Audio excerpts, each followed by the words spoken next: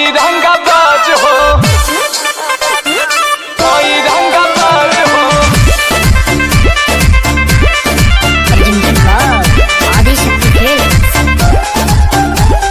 भर दही सोनावा के सेट चाही, अब पटना में दूध गो फलहट चाही।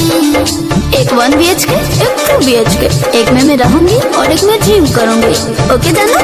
भर दही सोनावा के सेट चाही, पटना में दूध गो फलहट चाही।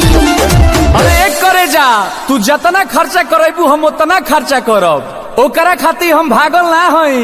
आ जदि हमरा के छोड़ के गइलू तो बुझ लीह हम संतोष पागल नहीं। बना बुझे ज्यादा तू चिराई उड़न बाज हो तो बुझ ली हम हई रंगबाज हो, बुझ ली हम हई रंगबाज हो। तू जानत हुआ कि हम ग्रेड ए पढ़ नहीं।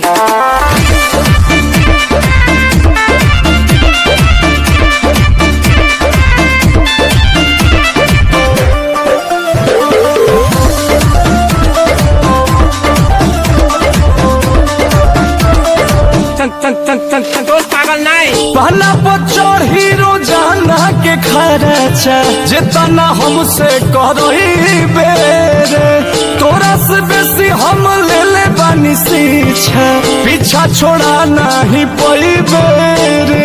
अच्छा के प्यार में हिसाब ना करा, माहौल खराब ना करा। बुझलो? अरे करे जा, जितना तोहरा से रात में बात कइले बानी न उतना केहू औरी खाती जागल ना है। लेकिन जदि तू हमार दिल तुरलू तो बुझ लीह हम संतोष पागल नहीं। बना बुझे ज्यादा तू चिराई उड़न बाज हो तो बुझ ली हम हई